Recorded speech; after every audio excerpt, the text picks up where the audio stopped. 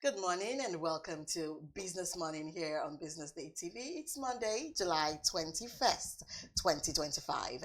I am Destiny Momo. And I'm Deborah Eze. Thank you for starting your day with us. We're here to bring you the latest insights shaping the Nigerian business and economic landscape, delivering not just the headlines, but the analytical depth behind the numbers. From local trends to global shifts, we ask the right questions and speak to the experts who help us make sense of it all. And now let's move to the first conversation for today. Now, after months of surging prices, tightening monetary policies, and mounting pressure on household incomes, many are asking, is Nigeria finally turning the corner on inflation? Recent data from the National Bureau of Statistics shows signs of a potential slowdown in the inflation rate, though it remains in double digits and food inflation continues to bite. Meanwhile, the central bank has kept a hawkish stance, raising the MPR to record highs in an effort to contain price growth. But is this strategy working? Are we seeing the first signs of relief or just a temporary plateau? And most importantly, when will ordinary Nigerians begin to feel the difference in their pockets? Joining us to break this down is Dr. Goodluck Narum. He is the Director, Center for Data Analytics and Simulation from Caleb University, Nigeria. Good morning. Thank you for joining us on Business Morning this morning. It's so good to have you join us this morning, Mr. Caleb.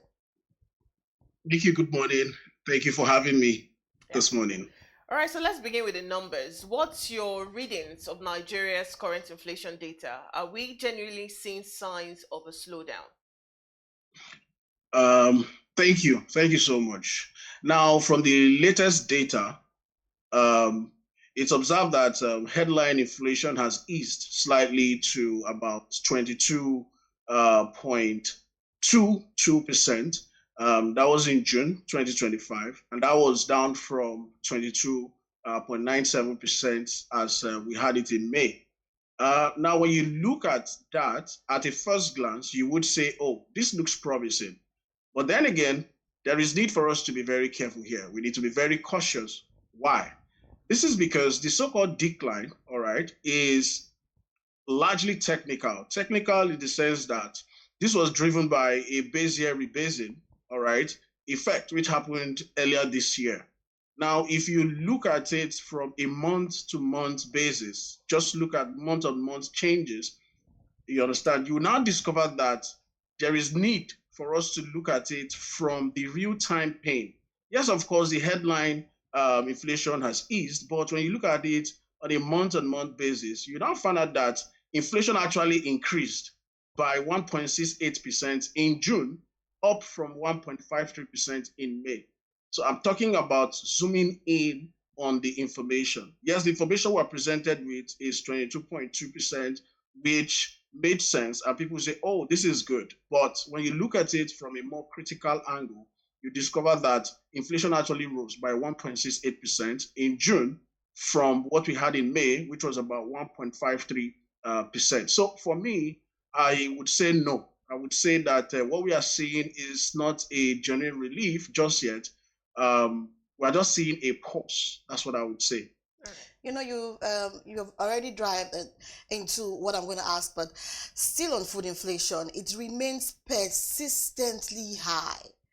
So what do you think is driving this stubborn trend, and why is food inflation harder to tame, than headline inflation? Because what goes up, they say, really, food matters never really comes down. So how do we do this and make it, fair for all?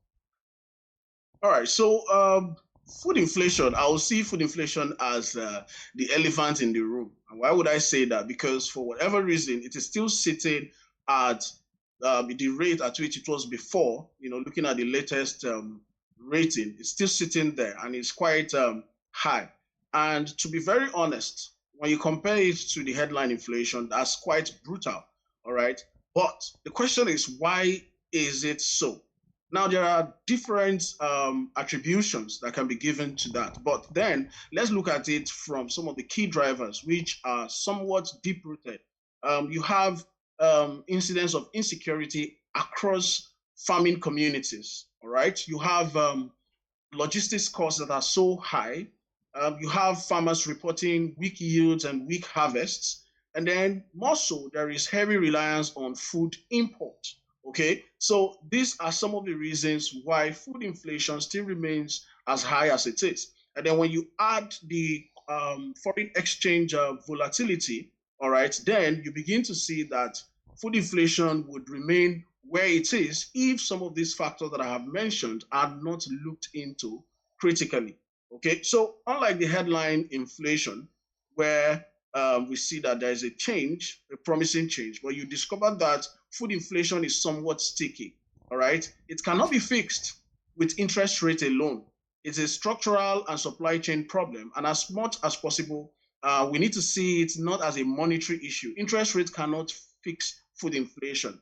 Okay, it is structural, it's a supply chain problem, and different measures need to be looked into as to provide solutions to it. All right. So still on the inflation picture, let's now move to interest rate. The central bank has been aggressively raising interest rates. So in your view, has this strategy made a meaningful impact on inflation so far?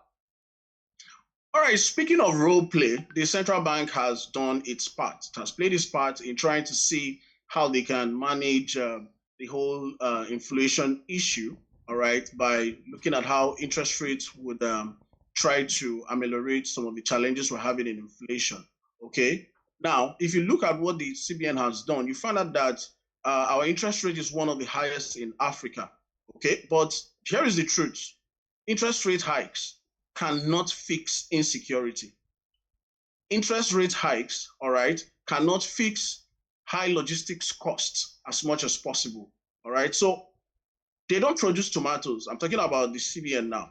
Interest rate hikes don't produce tomatoes. Interest rate hikes would not unblock our ports. All right. So what the CBN has done is just to signal a role of discipline in trying to see how portfolio can be, attracted. But the question is, has that interest rate hike had any effect on inflation? Well, I would say it's just modest, okay? And without parallel moves on the fiscal and structural front, rate hikes are like when you use an umbrella, all right, in a flood. Yes, you are trying to do something, but is it really working? Of course not. All right. Oh, wow. Okay, so now looking at the statistics, while inflation may be easing, the cost of living is still rising for many Nigerians. So now, why is there a delay between policy actions and real life impact? All right, speaking to that, you discover that monetary policy takes time to trickle down, okay? Usually there is a lag. And this lag usually would happen between, let's say, from 3 to 6 months. All right. So it would take about 3 to 6 months before the changes in rates begin to filter down through prices, through loans, and then through down to household spending. Okay. Now, meanwhile, you discover that Nigerians are experiencing what we call price inertia.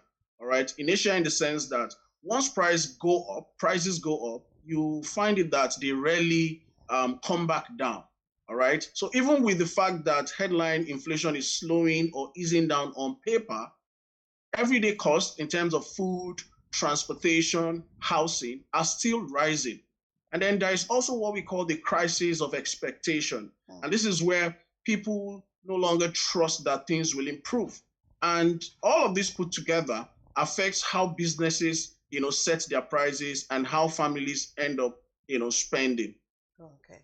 All right. So how are small businesses and informal sector players coping with both high inflation and high interest rates?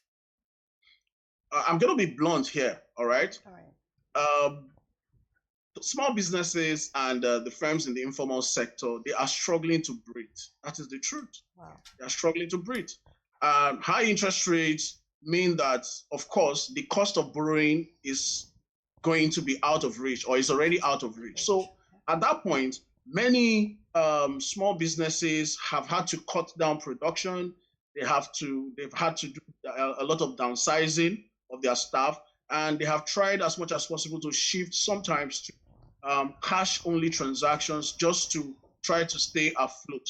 And then going to the informal sector, which, according to the statistics, accounts for over half or over 60% rather of the Nigeria's workforce. You discover that these people have no access to credit at all. And then even where it seems that there is access to credit, some attitudinal issues on the part of the entrepreneurs in the informal sector also affect the rate at which they make use of this credit.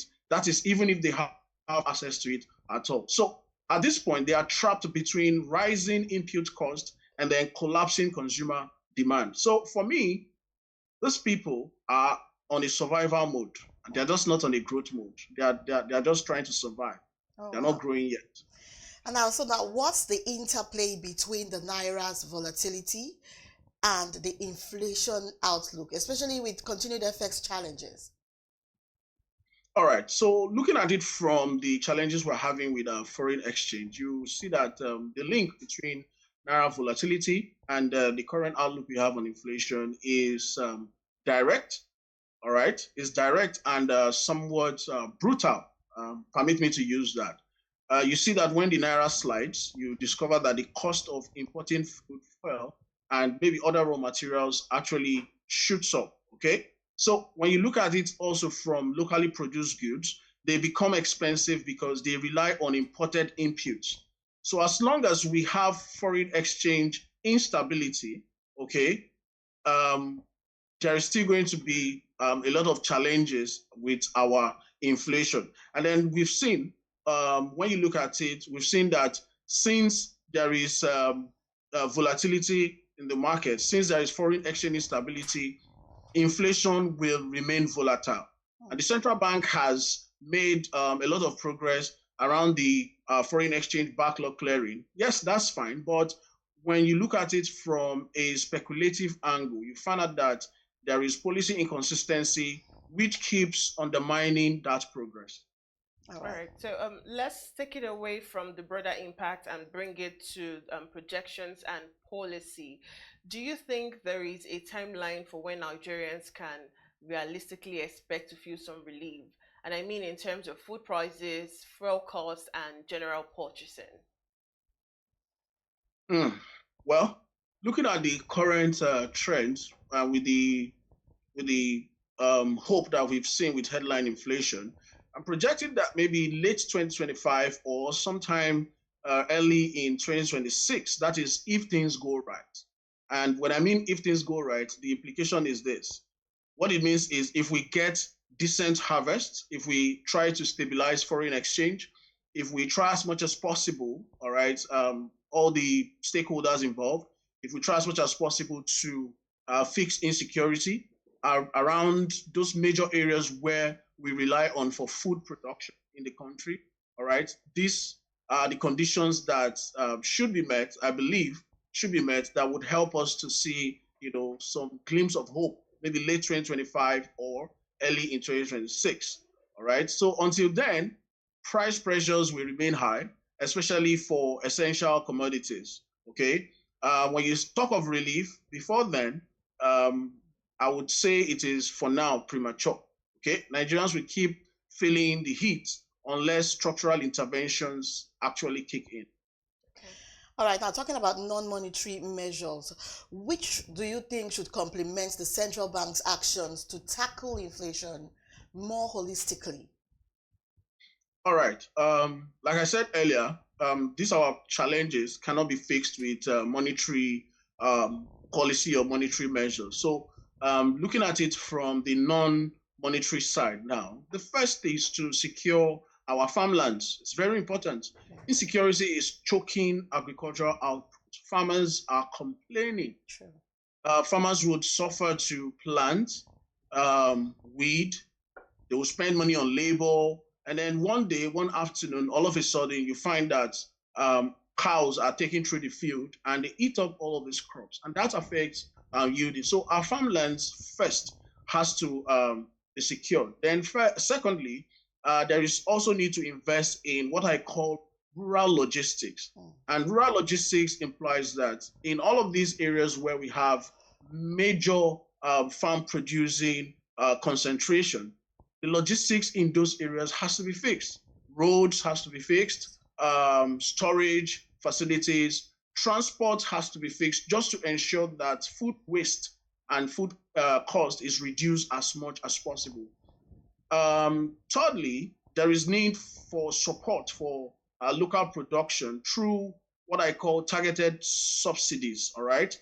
Targeted subsidies. If you want, for example, rice to be the focus, then there is need to actually provide subsidy that will focus on rice, not just subsidy on agriculture per se, but if you want it to be on rice, if you want it to be on yam, if you want it to be whatever food item you want it to be, it has to be targeted because it's very, very important. And then, of course, there is need for essential support for fertilizers and mechanization of agriculture so that farmers who use crude implements or who use crude method for farming can actually take advantage of mechanizations and even technology to be able to have better yield quality. And then, of course, like I said earlier, smart data-driven systems have to be in place just to make sure that vulnerable farmers and, of course, vulnerable farmers can have access to what it takes to actually produce enough that would serve the country. All right, still on projections and policy, some economists argue that inflation in Nigeria is largely structural rather than demand driven. So, would you agree? And what does that imply for future policy? I agree, absolutely, because the inflation issue in Nigeria is structural to the core, all right? Structural to the core. And why is it structural? Let's look at it from this angle. We have poor infrastructure. We have weak domestic production. We have, over the years, we've seen complaints of erratic power supply. And then, even in the recent past, we have seen, and even currently, we have seen distortions in the area of foreign exchange. So, demand side policies like interest rate hikes barely scratch the surface. That's why I said interest rate hike cannot fix inflation. That is what happens on the demand side, okay? But the inflation of Nigeria right now is a structural one. And so we must find a way. What does it now mean? What it means is that policy must be coordinated and multidimensional. It's not just every time interest rates hike, interest rate regulation, and all of that. That is just on the demand side. The structural issues need to be looked at. So policy has to be multidimensional, all right? It has to be coordinated. It's not just about the CBN doing the heavy lifting, okay? The fiscal side must step up. There must be investment in agriculture. There has to be investment in power. There has to be investment in transportation. And of course, industrialization has to be given a lot of priority. Otherwise, we will just find ourselves running in circles. And this is how it seems like we have been running over the years. And I think it's time for us to stop running around the circles and find solutions that can actually solve these challenges for us. All right, and talking about risk, what do you think are the key risks that could derail this tentative progress on inflation? All right. It's a good thing. People are happy. Inflation, headline inflation is easing and all of that. But then again, there are some red flags or few red flags that I want us to look at. First, if global oil prices would have to crash, it means that our foreign exchange earnings will drop. And that means that the Naira will have to come under pressure again. So that's one red flag. Secondly, insecurity. If it worsens, especially in the north, central, as well as in the northwest, we are going to see that food inflation will spike further. Thirdly, if physical spending becomes reckless, all right, especially leading up to elections. We're looking at general elections coming up in the next 2 years, I think so. So if reckless, spending is still the in thing, all right, or we see where subnationals increase in their borrowing ability, all right, we'll now begin to see that the renewed inflationary pressure that we think has dropped, we would begin to see that it will just derail. All right, it will derail. So discipline is very important and not drama, as long as we are looking at some of the issues that may affect our joy that we are currently experiencing as far as the headline inflation is concerned. All right. So finally, are there green shoots of hope, and what should Nigerians and investors look out for that might signal that sign of relief on the horizon? Um, well, it's a good thing that the inflation has stopped accelerating, and I would say that's a good start. But then we must be very cautious. We're also seeing signs of improved foreign exchange liquidity, and we're also seeing some moderation on imported goods pricing. Fine. That said, for Nigerians, there is need to watch market food prices and not just official data. Sometimes official data might be reading something different on paper, all right, or on the screens, but when you go out to the local markets, all right, you begin to see that there is a deviation in that. So Nigerians should and investors should watch out for market food prices, all right. Then on the investor side, investors need to keep an eye on fiscal stability. They need to put an eye on foreign exchange flows, and then of course security metrics. You wouldn't want to invest in a project that doesn't guarantee security. So investors should look at fiscal stability, foreign exchange flows, and security metrics. They are very important. And if possible, if those actually stabilize, then we may finally begin to see some green shoots of recovery as far as Nigeria is concerned. I believe that Nigeria is a great nation, and we just need to fix some of these structural issues that have been around us for years. And that can help us to begin to see some glimmers of hope or some green shoots of recovery. Oh, wow. Thank you so much. We've been talking to Dr. Goodluck Norum. He is the Director, Center for Data Analytics and Simulation, Caleb University, Nigeria. Thank you so much for being with us. Thank you so much. Thank you for having me. All right, we'll go on a quick break. When we come back, we're going to be having our second part of the conversation this morning. Just stay with us. Welcome back to Business Morning. Now let's move on to our second conversation for today. Right, we're unpacking what many are calling a troubling paradox in Nigeria's economic story: a recovery on paper, but without relief on the street. Recent GDP figures shows marginal growth, and government officials have spoken optimistically about economic stabilization. Yet, for many Nigerians, rising inflation, food insecurity, Naira instability, and an increasing cost of living remains harsh realities. So how can an economy be growing while its citizens feel more squeezed than ever? Is this a case of statistical recovery without structural impact? And what needs to change for growth to translate into genuine relief for the average Nigerian? And to help us unpack this complex puzzle, we are joined by Olusegun Okunade. He's a policy and public affairs analyst. Good morning, and thank you for joining us. Thank you for joining us, Mr. Sheson. Good morning, Didi, and good morning to all our viewers across the globe. Great to start the week with these beautiful ladies on a Monday morning. Thank you so much, sir. Now let's start with the headline numbers. Nigeria's GDP has shown signs of growth. So what exactly is driving this recovery on paper?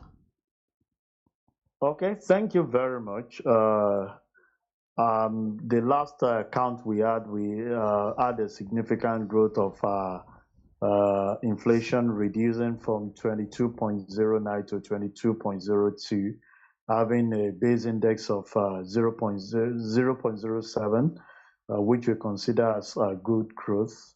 But if you ask me, it doesn't speak to the reality that we have on ground.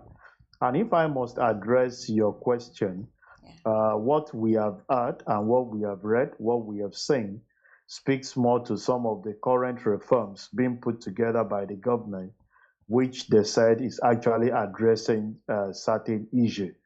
But truth be told, that the big masquerade that has actually, ignited this inflation, and it's not allowing the show of whatever reduction is still remains stagnant, and that is the removal of subsidy, of which some of us have said that it is really not the removal that is our concern, but what are actually the plans that were actually put in place to absorb this. This has actually been a focal area that is really not allowing some of the reforms to impact, on the common man. And this we'll discuss extensively as we progress in our interview this morning. All right. Okay. So, despite this growth, like you mentioned, inflation remains stubbornly high. So, how do you explain the disconnect between economic expansion and worsening living conditions?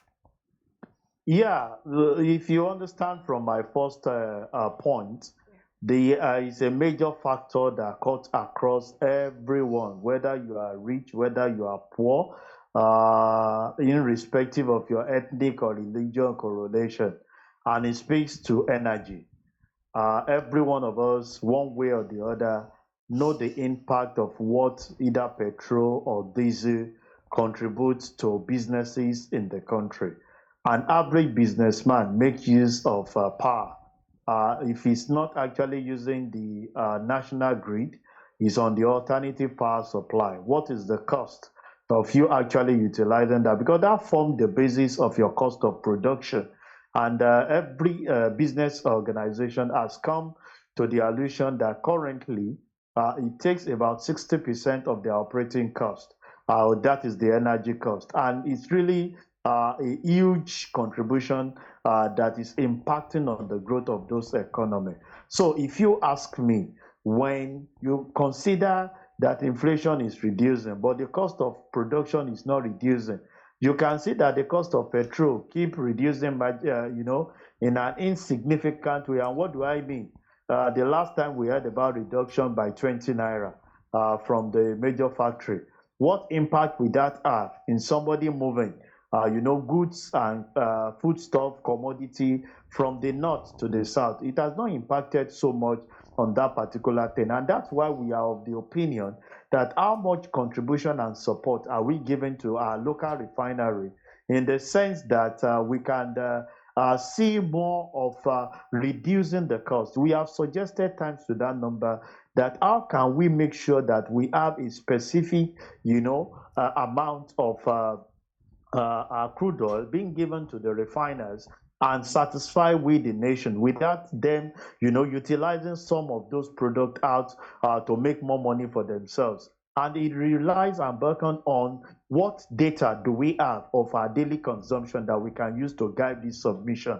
I can tell you today that if we are able to address the aspect of energy cost in such a way that we can transport our goods and services at a very minimal cost, the businesses that are running on alternative power supply, even when the national grid is not available, is able to have that at a reasonable cost. It will drop the cost of goods and services, and you and I will be able to have a great impact on what we have currently. But if this is not addressed, I can tell you that we'll be having more of on paper some of the indices that have to speak to growth on our economy, but it may not be impacting on the common man like you and I. Oh, wow. So now can you help us understand the sectors that is actually growing the most and whether they actually align with the sectors that employ the majority of Nigerians? Yeah, well, the sector that currently are having a good leeway on the growth now, I will speak more to the IT, telecoms.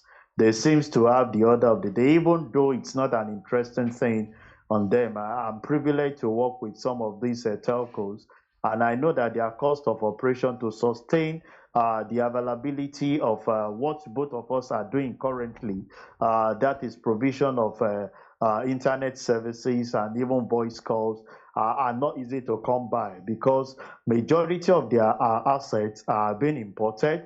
The foreign exchange is impacting on them. Also, the cost of sustaining their sites, where their base stations where they generate this is really not cheaper to maintain on their particular area.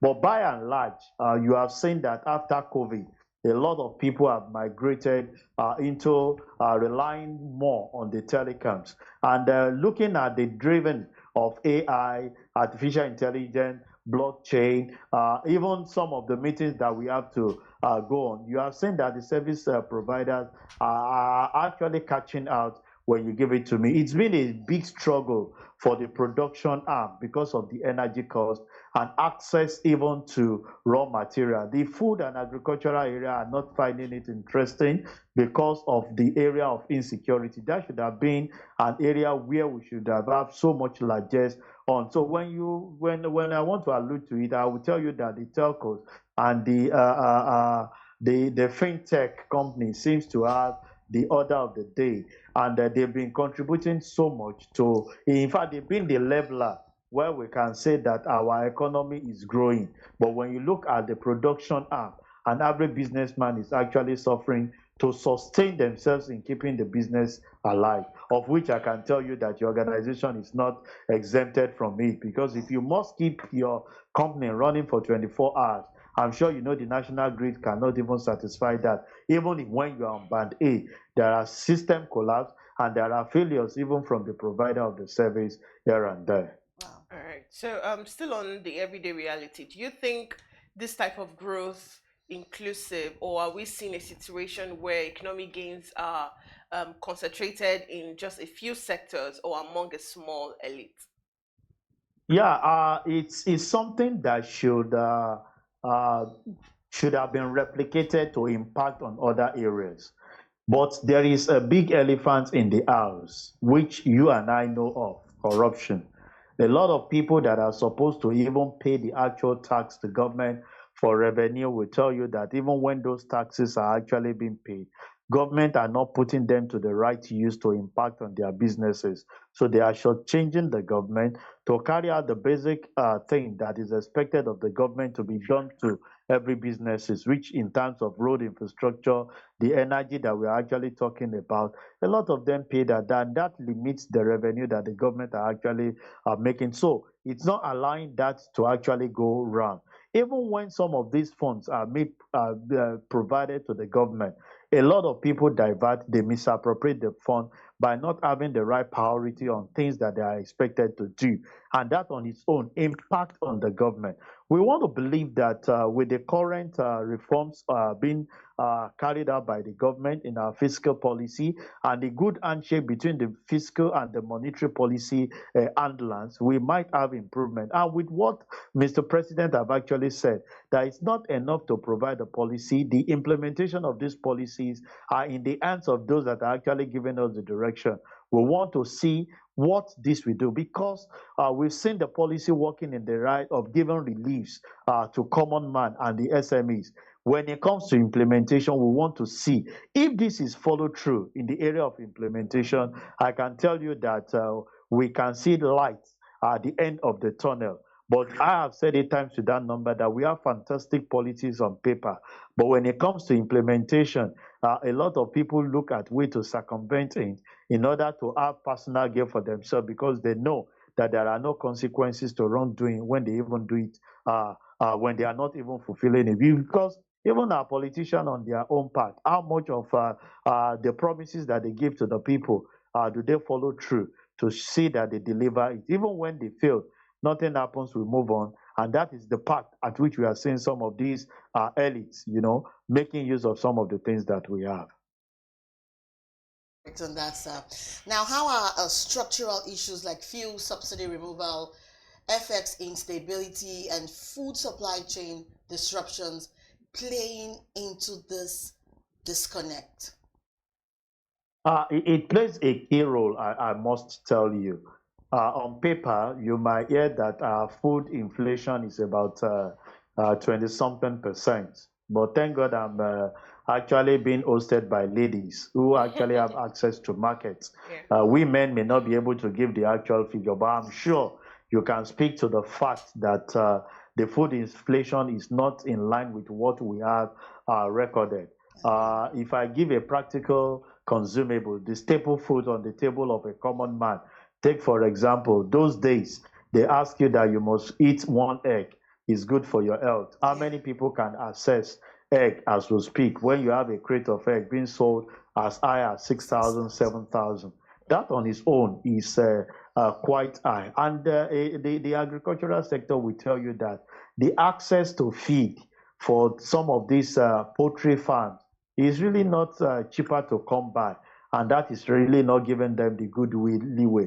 Even when they finish it, logistically moving, when it comes to logistics and moving those things to the end consumer, the cost of actually doing that on its own is huge.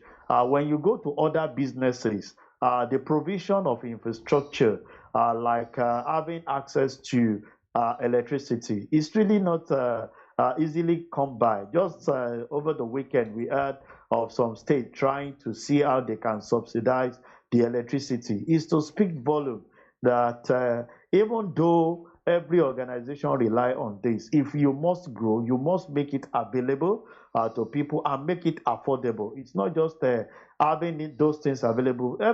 So many people are on band A, but do you know that even when they pay so much for that electricity, they transfer the cost to the end user, which becomes unbearable for a lot of them to actually, and that's why we have said that the removal of subsidy should have come with some back end soft landing for the common man, which we can give a leverage to for every businesses to ride. Okay, some experts argue that Nigeria's economic growth is not underpinned by strong policy reform. So, would you agree? And what reforms are most urgent? Yeah, I would agree that it's not solely relying on policy, but we still need policy to drive that because policy gives direction. The area where I feel we are lacking, and it's my personal view, is the area of consequential management. There are lots that are actually being done by the federal government and even the state government, but we don't follow through to see the execution of some of these things, and a lot of people divert the funds without actualizing the set goal that is expected of them as a political elite. And it's an area which I feel this government is really not having so much in. The fiscal policy have said so much in the area of streamlining the taxes to be paid and automating the process. But we always ask our question when people actually, divert some of this so-called good policy, what are the consequences that is actually being melted on them to serve as deterrent? And as a matter of urgency, I think that is the area where we need to go. Our anti-graft agencies, talking of EFCC, ICPC, how much of a punishment are we instilling on people that are actually diverting the fund? That is an area where we need to work on. If that is actually strengthened and we are able to bring to justice a lot of people that are actually misappropriating our fund, then we can see the reality on the part of the reform that is actually being carried out. But if that is not being done, what we keep seeing day by day is that people will come, misappropriate fund, and use the same fund to come and oppress you and I without anything being carried out on them. All right. So, what measures or structural changes could help turn this growth without relief into growth with inclusion? Yeah, some of the structural relief I will always put out is that government should work more on our infrastructure in terms of road, in terms of electricity, which everybody rely on. And the biggest one I will always call the number one, but I save it for the last area of security. A secured environment is a prosperous environment. Gone are those days when people can carry out businesses 24/7. These days, it's pretty difficult even to move from one state to the other because of the high level of insecurity that we are. If government can address some of these areas, making security a priority, I can tell you that every other thing will fall in place. Those days, a lot of us, we always say it with pride, to say that we want to travel at night. Most people travel at night to carry out businesses. They move in the night, and the next night they are back to their base to have actually executed some of those things. But these days, the fear of you even travel by road is actually there. And when you now have to fly, you put those costs even on the things that you have to do. So we want a situation where government can, address this head on, providing security. And that's why we have advocated that we can always do this security architecture in a different way. We've been doing it the same way by having it at the center. Can we regionalize it? Can we empower the state government in carrying out that? So what this will definitely translate to is that a secured state, people will tend to advance there, and it will become a reference point for other states to build on. But when you leave everything at the center, everybody just hold on that, well, I will provide the little I can do. We are relying on what will come from the center to actually carry out. And I think that is a structural area that needs to be addressed for us to have growth in our economy as a nation. All right. So, finally, what indicators should Nigerians really be watching to know if things are getting better in real terms? What should we look out for? Yeah, Debbie, it's a general thing that you and I will always want to look out for. Yeah. An hungry man is an angry man. The first area where you know that these reforms are working is to make food affordable for the common man. Once a common man can have access to food, I'm telling you that they will tell you that the government has done the best that is expected of them. Because when you don't have food on your table, it's pretty difficult for you. If you like, increase the minimum wage as it is. I can tell you that the minimum wage cannot take a lot of people even to the bus stop, not to talk of taking them home. And that is actually impacting on their deliverable. Upon the minimum wage, education is not affordable because I can tell everyone that we gave kudos to past administration, talking of a lot of us having access to public education. I that I'm speaking to you did not attend any private school. I attended the private school, a public school under the regime of late Latif Jakonde here in Lagos. And I believe a lot of leaders that we have there have access to same. People that attended the private school then were very minimal. How are we providing some of this educational infrastructure for the common man? Because it's a leveler, both for the rich and the poor, to have access to this education. I believe if we are able to do this, and also the healthcare sector, while we are growing up, do we have access to primary health center in our locality that everybody can access? But as we speak, our leaders would rather prefer to travel out of the country for their health facility or for their health tourism as staying local. And I keep saying it. I said on a sister station this morning to say that it is government themselves that are encouraging Japa, because it is not the foreigners that are taking care of them when they even travel out of this country. It is still the same Nigeria that they are not given that conducive atmosphere and the ease of doing business too. Yeah, a lot of them will do wonderfully well where they are because there is a system that works. The infrastructure is there to encourage them. I'm not the part that will say that they are earning so much.